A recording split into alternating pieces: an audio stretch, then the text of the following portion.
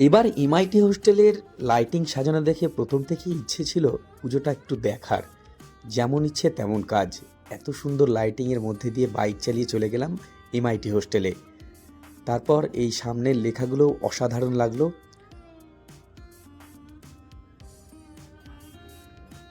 আর ঠাকুরটা কিন্তু খুব সুন্দর লেগেছে আমার।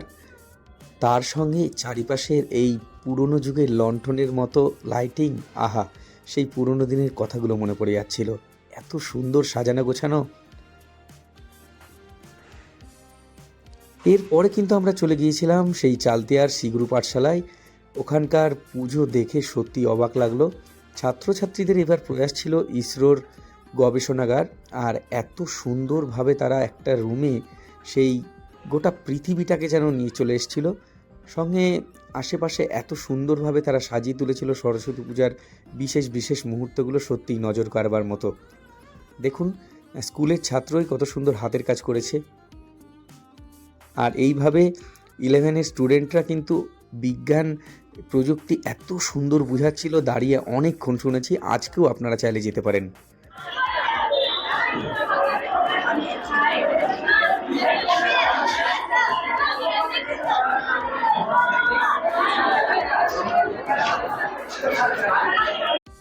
এবার এমআইটি হোস্টেলের লাইটিং সাজানো দেখে প্রথম থেকেই ইচ্ছে ছিল পুজোটা একটু দেখার।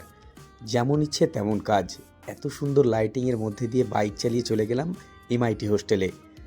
তারপর এই সামনের লেখাগুলো অসাধারণ লাগলো।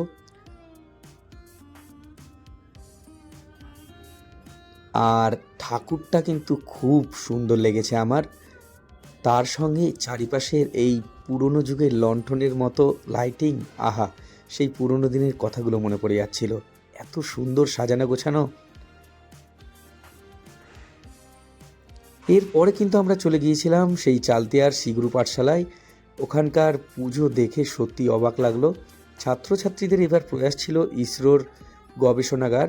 আর এত সুন্দরভাবে তারা একটা রুমে সেই গোটা পৃথিবীটাকে যেন নিয়ে চলে এসেছিল। সঙ্গে আশেপাশে এত সুন্দরভাবে তারা সাজিয়ে তুলেছিল সরস্বতী পূজার বিশেষ বিশেষ মুহূর্তগুলো, সত্যিই নজর কাড়বার মতো। দেখুন, স্কুলের ছাত্রই কত সুন্দর হাতের কাজ করেছে।